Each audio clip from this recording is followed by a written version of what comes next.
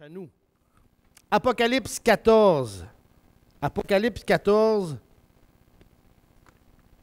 on ne le lira pas avant. On va le poursuivre parce qu'on passe à travers tout le chapitre ce matin.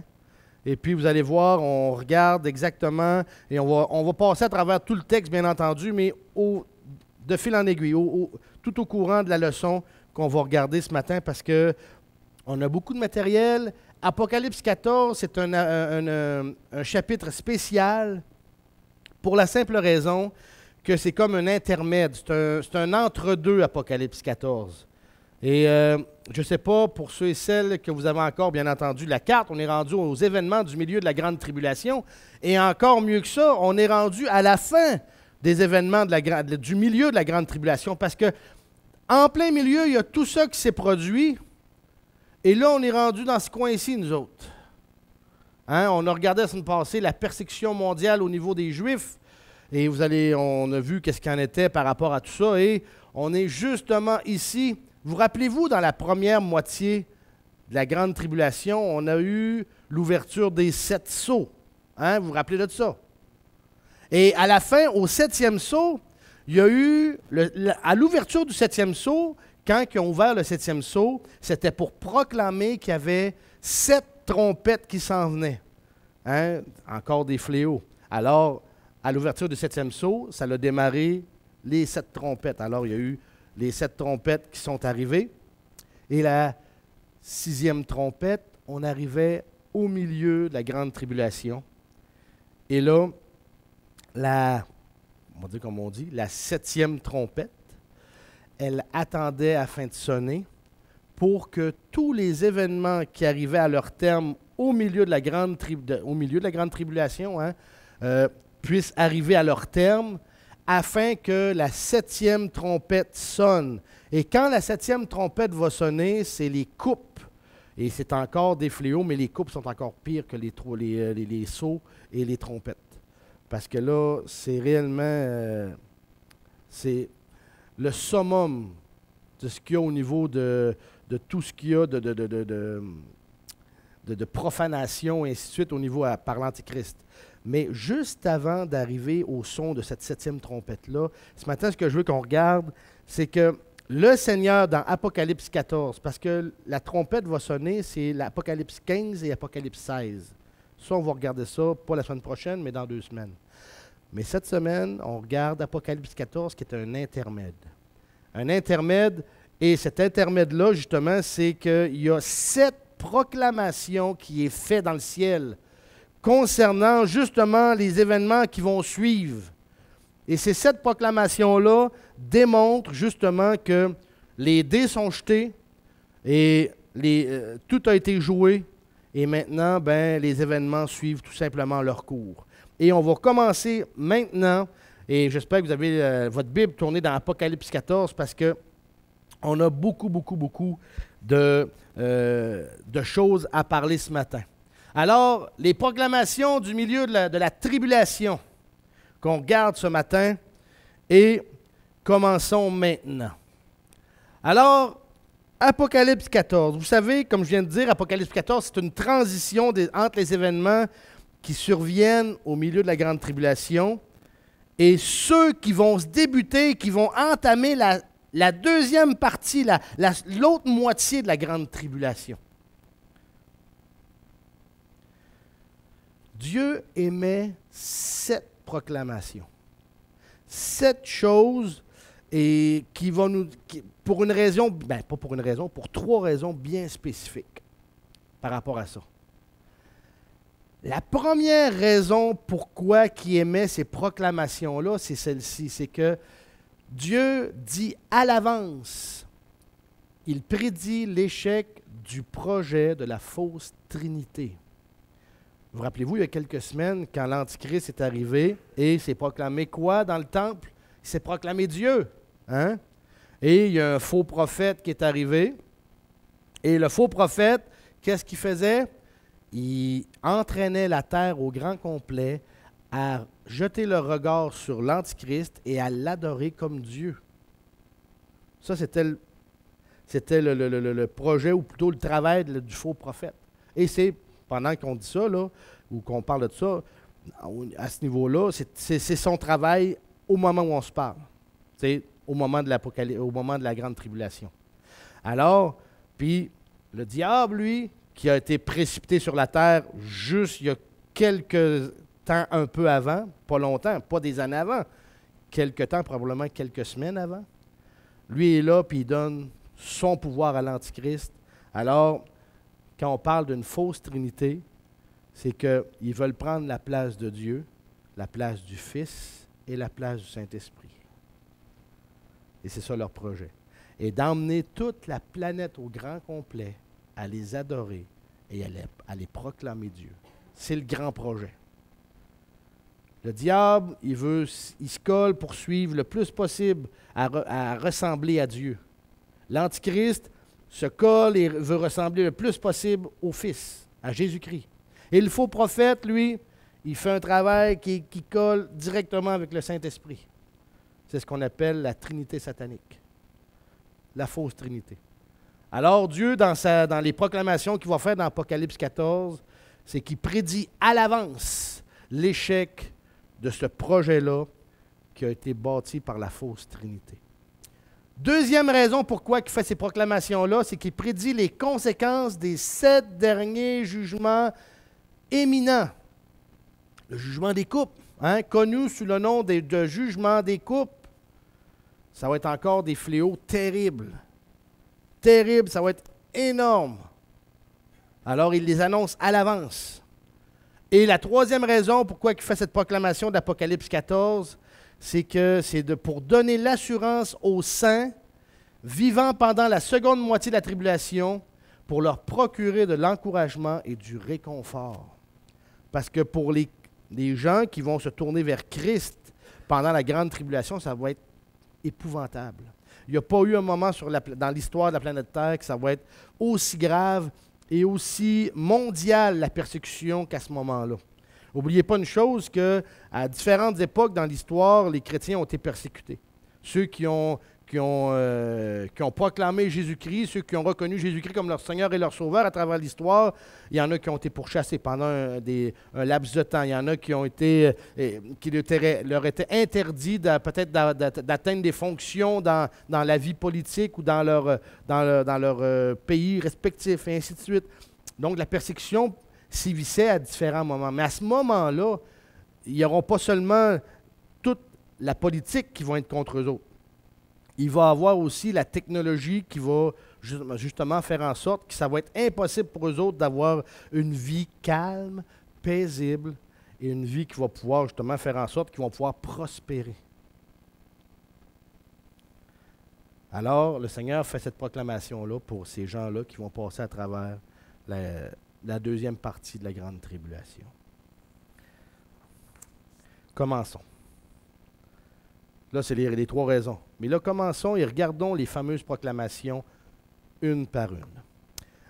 Apocalypse 14, les 5 premiers versets, s'il vous plaît, on va les lire ensemble. Ça dit ceci. Verset 1 du chapitre 14. « Je regardai ensuite, et voici l'agneau se tenait sur la montagne de Sion, et avec lui 144 000 personnes qui avaient le nom de son Père écrit sur leur front.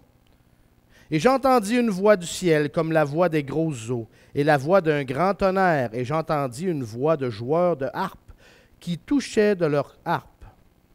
Et ils chantaient comme un cantique nouveau devant le trône, et devant les 4 animaux et les anciens. Et personne ne pouvait apprendre le cantique que les 144 000 qui ont été rachetés de la terre. Ce sont ceux qui ne se sont point souillés avec les femmes, car ils sont vierges. Ce sont ceux qui suivent l'agneau ou qui l'aillent. Ce sont ceux qui ont été rachetés d'entre les hommes comme des prémices pour Dieu et pour l'agneau. Il ne s'est point trouvé de fraude dans leur bouche, car ils sont sans tache devant le trône de Dieu. Alors, on voit ici, c'est quelque chose qui est réellement spécial parce que la première proclamation traite des 144 000. Et vous savez que les 144 000 ont commencé leur travail quand? Au début de la grande tribulation.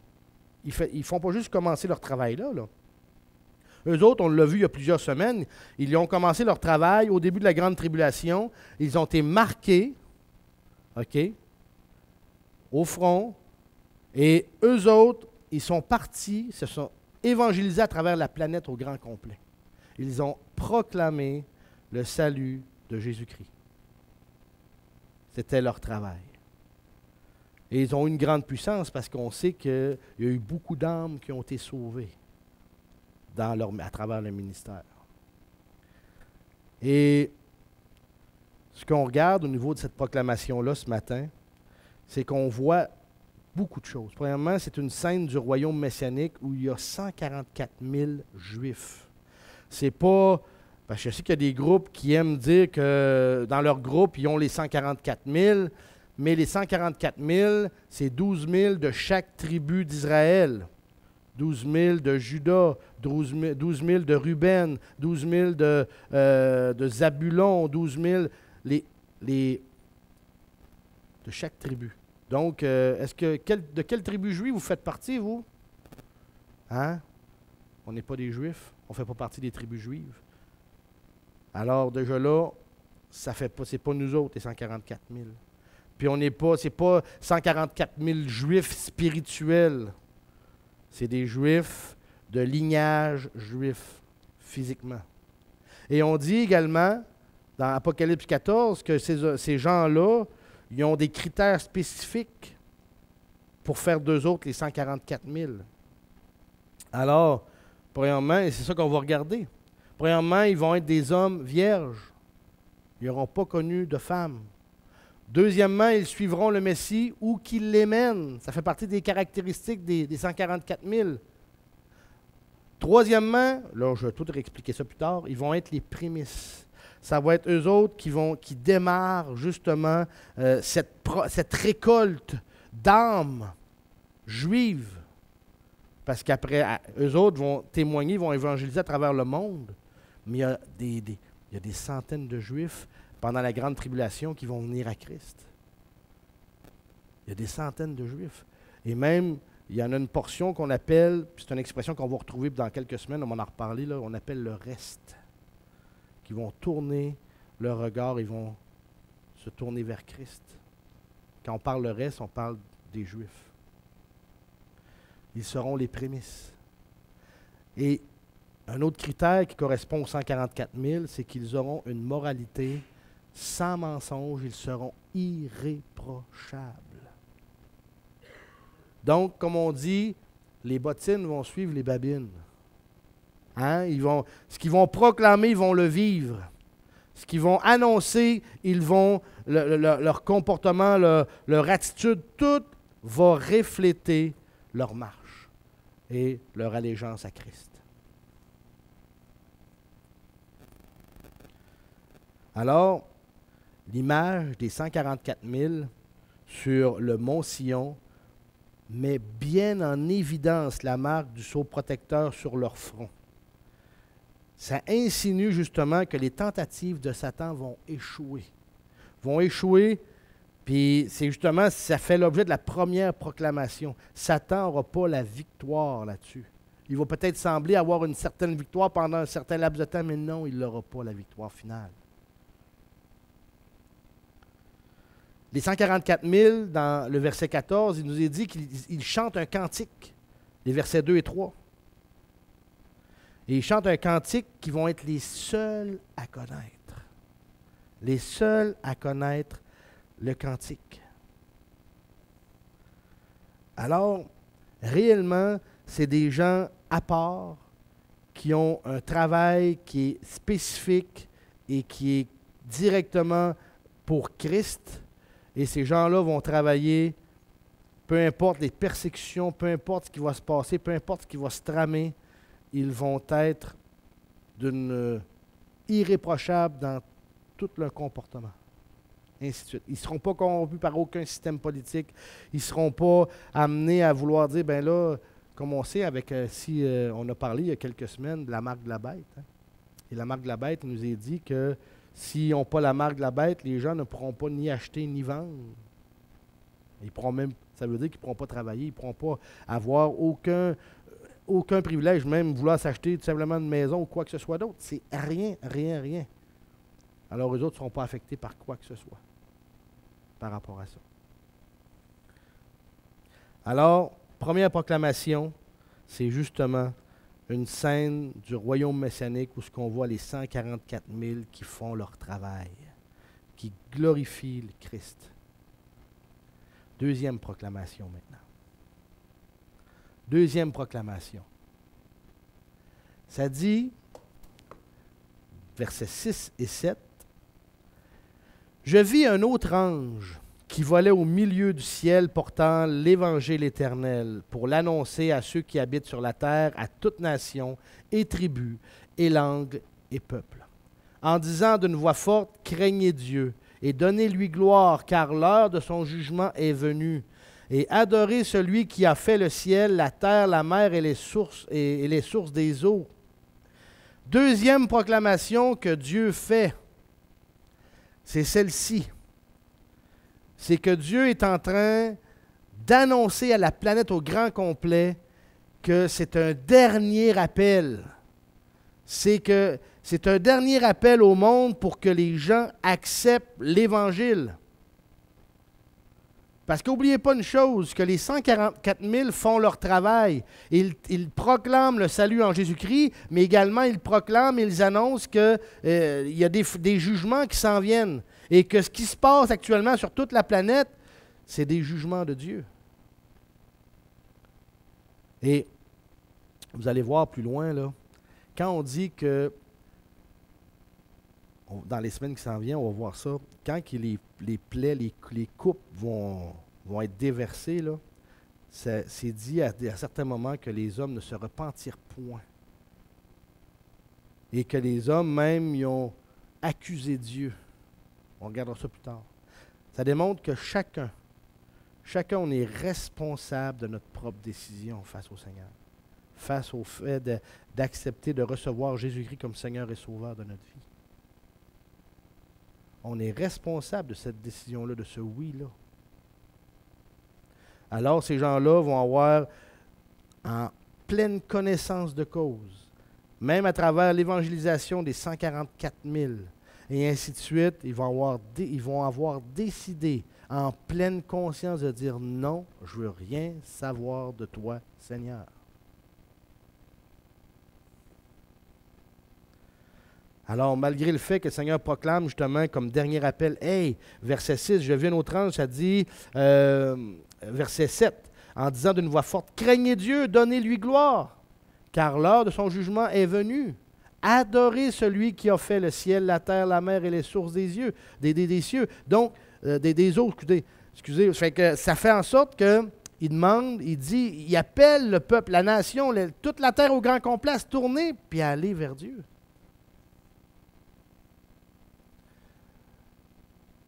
Alors, cette proclamation-là, comme il est dit sur notre tableau, cette proclamation est un appel à la population mondiale qui fera son choix.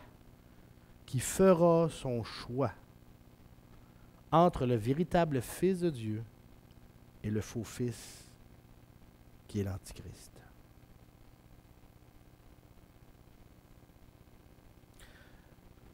Et là, on vient de voir justement qu'il y a la proclamation, un dernier appel pour que les gens se détournent et qu'ils viennent à Christ. Mais en parallèle de ça, l'annonce de la dernière série de jugements, les jugements des couples, comme on dit, est prête à être exécutée. Même pendant cette proclamation-là, tout ce que le Seigneur attend, là, c'est justement que cette série de proclamations-là se termine, que la 7e trompette sonne et que les couples soit déversé. Ça ne s'étale pas sur des années, parce qu'on est au milieu de la grande tribulation. Ça s'étale sur quelques jours, quelques semaines au maximum. Troisième proclamation. Troisième proclamation, verset 8. Le verset 8 d'Apocalypse 14. Voyez-vous? Verset 6, je vis un autre ange. Verset 8, et un autre ange le suivit. Donc, il y a une autre affaire là. Et un autre ange le suivit en disant, elle est tombée, Babylone, la grande ville, parce qu'elle a abreuvé toutes les nations du vin de la fureur de son impudicité. Une troisième proclamation maintenant. Et cette proclamation-là annonce à l'avance, justement, la chute du système politique de Babylone, l'Antichrist. Le système politique de l'Antichrist, l'ange annonce cette défaite-là, cette chute-là de ce système-là. On va le voir plus tard, parce qu'on en reparle au chapitre 18 d'Apocalypse, mais c'est juste pour vous dire que c'est annoncé d'avance déjà à ce moment-là. Alors, la capitale mondiale de l'Antichrist est vouée à la destruction. Dieu envoie ces proclamations-là une à une pour annoncer en réalité, Dieu annonce déjà ses coups à l'avance à travers cette proclamation-là. Ça va jusqu'à date? Donc, il annonce ça à l'avance. Quatrième proclamation qu'on regarde ce matin, verset 9. Et un troisième ange les suivit. Ah, bon, un autre. C'est quoi, en passant, le mot ange, traduit en français, c'est quoi ça veut dire? Messager. Ils font leur travail, les anges. C'est des messagers. Ils viennent annoncer. Alors, verset 9. Un troisième ange les suivit, en disant d'une voix forte, si quelqu'un adore la bête et son image, et s'il en prend la marque au front ou à la main, il boira aussi du vin de la colère de Dieu, du vin pur préparé dans la coupe de sa colère. Il sera tourmenté dans le feu et le soufre, en présence des saints anges et de l'agneau. Et la fumée de leur tourment montera au siècle des siècles. Ils n'auront aucun repos, ni le jour, ni la nuit. Ceux qui auront adoré la bête et son image, et quiconque aura pris la marque de son nom. C'est ici la patience des saints. Ce sont ici ceux qui gardent les commandements de Dieu et la foi de Jésus. Cela est un peu plus salé par rapport à comme proclamation, parce que, vous savez, le Seigneur est tout patient. OK? Et il est miséricordieux, gracieux, et ainsi de suite. Mais quand Dieu dit à un moment donné, c'est terminé, c'est terminé. Et dans cette proclamation-là, il est en train d'annoncer, vous savez, on a vu à la deuxième proclamation qu'il lançait un dernier appel à la population mondiale à se détourner et à revenir à Christ. Hein? On vient de le voir il y a quelques minutes de ça. Dans la quatrième proclamation, Dieu est en train de mettre une sentence à ceux qui vont persister et qui vont vouloir continuer avec l'Antichrist. Les personnes qui accepteront la marque de la bête, ça constituera pour elles un point de non-retour. Une personne qui recevra la marque de la bête et qui portera... Parce qu'en réalité, la marque de la bête, ce n'est pas juste de recevoir la marque. C'est qu'en recevant la marque, vous donnez votre allégeance à la bête. OK? C'est ça c'est le tout qui est le problème. Donc, en recevant la marque de la bête, ces gens-là, ça va être un point de non-retour pour eux autres. Autrement dit, ils ne pourront plus revenir en arrière et dire « Seigneur, je te demande pardon, sauve-moi ». C'est terminé. Dieu a mis réellement une limite, ça va être réellement extrême, cette limite-là. Parce qu'oubliez pas une chose, que Dieu aura tout fait pour conduire les gens à se repentir et à revenir à lui. À travers les fléaux des sceaux, des trompettes, à travers la proclamation des 144 000, à travers les 2 témoins à Jérusalem, à travers bien des choses. Et en commençant par, bien entendu, l'enlèvement des chrétiens avant la grande tribulation. Dieu aura tout fait, là. Il ne pourra pas dire, « Ah, ben là, j'aurais peut-être bien pu faire un petit peu. » Non, il va avoir tout fait pour faire en sorte que les gens reconnaissent qu'il est Dieu, que c'est lui qui a créé toutes choses, qui est au contrôle de toutes choses, que c'est le souverain de l'univers. Mais les gens vont continuer à persister dans leur rébellion et malheureusement, Dieu donne un point de non-retour. Une fois qu'une personne aura reçu la marque, symbole de l'acceptation de la divinité de l'Antichrist. C'est ça que je vous dis, et je vous disais que quand ils vont recevoir la marque, c'est qu'ils vont donner allégeance à l'Antichrist. Autrement dit, ils vont s'agenouiller et vont dire « Je te reconnais comme mon Dieu ». Oh, oh, c'est ça qu'ils vont faire à l'Antichrist. Toute occasion d'être sauvé sera définitivement, pas juste temporairement, définitivement perdu. Point final. Point final. Ça dit au verset 10, OK, si quelqu'un adore la bête, verset 9, et son image, et s'il en prend la marque au front ou à la main, voyez-vous que les deux sont là, là?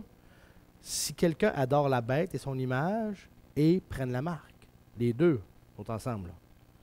Regardez au verset 10. « Il boira aussi du vin de la colère de Dieu, du vin pur préparé dans la coupe de sa colère. » Et la personne qui prend la marque de la bête, lorsque les coupes vont se déverser, elle ne pourra plus, cette personne-là, mais qu'elle voit les fléaux se produire. « Oh non, non, ça, je me suis trompé, Seigneur, je te demande pardon. » Non, c'est fini. Fini, fini, fini, fini. Alors, il va arriver 2 choses. Elles vont subir les jugements des coupes, qu'on vient de parler. Et deuxièmement, elles seront condamnées à subir un tourment éternel dans les temps de feu. Dans les temps de feu. Alors, c'est pas simplement l'enfer, c'est que, mais qui passe au grand trône blanc, là, c'est les temps de feu automatiquement qui s'en va. C'est grave. C'est grave, mais Dieu est pas... Dieu a tout fait pour les détourner et ces gens-là ont choisi en toute connaissance de cause de poursuivre dans leur voie de rébellion. Alors, c'est la 4e proclamation qui est faite avant l'ouverture ou avant que la 7e trompette sonne. Maintenant, 5e proclamation que Dieu fait par le biais de ses anges, c'est le verset 13. Regardez ce qui est dit.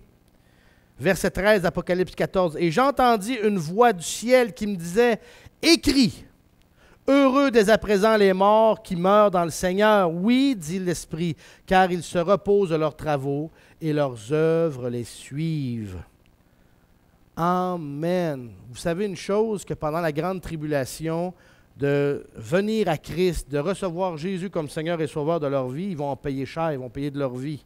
La persécution va être terrible. Ça va être atroce. Tu sais, des fois, on entend parler peut-être de certains témoignages de gens dans certains pays que quand ils ont cru en Dieu ou cru en Jésus, la famille les a rejetés, ils ont perdu leur emploi, après ça, ils ont perdu leur maison. Ils se sont retrouvés à la rue. On entend souvent des témoignages comme ça, surtout dans les pays musulmans. Mais à ce moment-là, là, ça va être encore pire. Ça va être atroce. Parce que ça va être pratiquement une condamnation à mort, purement et simplement. Tout simplement. Alors, Dieu est en train d'encourager ses enfants à garder les yeux sur lui. Un encouragement destiné aux saints qui vont perdre la vie pendant la seconde moitié de la grande tribulation. Heureux dès à présent les morts qui meurent dans le Seigneur. Heureux. Oui, dit l'Esprit, car ils se reposent de leurs travaux et leurs œuvres les suivent. Alors, c'est toute une proclamation et c'est tout simplement pour dire que ça va être atroce pour les chrétiens à ce moment-là. Avant-dernière proclamation pour ce matin. 6e proclamation, verset 14. Ça dit, « Je regardais encore, et voici, il y avait une nuée blanche, et sur la nuée, quelqu'un assis qui ressemblait au Fils de l'homme, ayant sur sa tête une couronne d'or, et en sa main une faux tranchante. Et un autre ange sortit du temple, criant d'une voix forte à celui qui était assis sur la nuée, « Jette ta faux et moissonne, car le temps de moissonner est venu, parce que la moisson de la terre est mûre. » Alors celui qui était assis sur la nuée jeta sa faux sur la terre, et la terre fut moissonnée. Ouf! OK. Vous savez, quand on parle de moisson, comme on dit ici dans notre texte, quand on parle de moisson, le mot moisson symbolise le salut. OK? Symbolise le salut. Mais, comment je pourrais vous dire ça donc? Même à travers la moisson, OK? Ça laisse entrevoir que malgré le fait qu'il y a un nombre élevé de personnes qui vont prendre la marque de la bête, OK? Il y a de nombreuses autres personnes qui vont accepter Jésus comme leur Messie. Fait que même à travers le fait que des gens vont décider de continuer dans leur rébellion, de suivre l'Antichrist, il y en a quand même une certaine portion qui vont se détourner et qui vont recevoir Christ, malgré le fait qu'ils vont être pratiquement condamnés à mort à travers leur décision de suivre Jésus-Christ. OK? Et ça va se passer pendant la deuxième moitié de la grande tribulation. Alors, vous voyez, beaucoup de proclamations qui s'en viennent pour la deuxième portion à travers des choses. Vous savez, là, on est assis bien à chaleur, confortablement, puis ainsi de suite, mais ça va être atroce, la deuxième portion. La deuxième partie de la grande tribulation, ça va être épouvantable. Alors, 6e proclamation, c'était ça, qu'il y a une moisson. Même à travers la tribulation, il y a une moisson qui va se faire là aussi. Et notre dernière proclamation pour ce matin. Notre dernière proclamation, c'est celle-ci. Verset 17 au verset 20. Ça dit, « Et un autre ange sortit du temple qui était dans le ciel, ayant aussi une faux tranchante. Et il sortit de l'autel et un autre ange qui avait le pouvoir sur le feu. Et il cria d'un grand cri à celui qui avait la faux tranchante et lui dit, « Jette ta faux tranchante et vendange les grappes de la vigne de la terre, car les raisins en sont mûrs. » Et l'ange jeta sa faux sur la terre et vendangea la vigne de la terre, et jeta la vendange à la grande cuve de la colère de Dieu. Là, c'est un autre aspect, là. Et la cuve fut foulée hors de la ville, et il sortit de la cuve du sang jusqu'aux morts des chevaux, sur l'espace de 1600 stades. 1600 stades, c'est... il va y avoir beaucoup de sang. Bien entendu, on vient de voir à la 6e proclamation, on parle de moisson. À la 7e proclamation, il y a une autre chose qui est parlée. Et non plus de moisson ou une forme de moisson, mais là, on parle de fouler le raisin. Fouler le raisin. Et on voit que ce n'est pas du tout le même scénario entre la 6e et entre la 7e proclamation. Parce que là, on voit que cette vendange-là, où ce que les raisins sont ramassés, ils sont jetés dans un endroit bien précis, dans la cuve de la colère de Dieu. C'est pas rien, là. C'est pas rien. Et que ça nous dit, par rapport à ces choses-là, ça nous dit, premièrement, que les raisins seront foulés hors de la ville. Et le fait que ça soit foulé hors de la ville, c'est que ça nous dit réellement que cette chose-là, ça va être épouvantable parce que justement, à cause que c'est hors de la ville, c'est quasiment caractérisé comme un rejet. Cette cueillette-là va être rejetée de Dieu. Et cet événement-là, de cette proclamation-là, va arriver à un moment bien précis dans l'histoire de la deuxième partie de la Grande Tribulation. Celle qu'on appelle la campagne d'Armageddon, où les nations du monde vont suivre l'Antichrist pour aller justement éradiquer tout Israël et où le Messie va arriver avec les saints. Et il va y avoir cette campagne-là où les armées de toute la planète vont être anéanties. C'est ce qu'on appelle fouler le raisin dans la cuve de la colère de Dieu. Ce sont tous des choses on va voir dans les semaines qui s'en viennent, bien entendu. Mais là, c'est pour nous enseigner, Dieu proclame ça à l'avance, que ça va arriver dans un futur très rapproché pour eux autres, en l'espace de 3 ans et demi. Alors, on s'arrête ce matin ici, avec cette proclamation-là de Apocalypse 14, et on va recommencer dans 2 semaines avec justement lorsque la 7e trompette sonne et le commencement de l'ouverture des coupes. Alors, on va prier. Père éternel, on est devant toi, Seigneur, ce matin. Je te demande de nous aider, de nous diriger, Seigneur, de nous faire comprendre que tu as tout annoncé à l'avance. Rien n'a été caché. Et Père, c'est merveilleux de découvrir chacune des choses qui s'en vient pour le futur. Et on s'en remet complètement à toi ce matin, Seigneur. Et c'est au nom de ton Fils Jésus qu'on te le demande. Amen.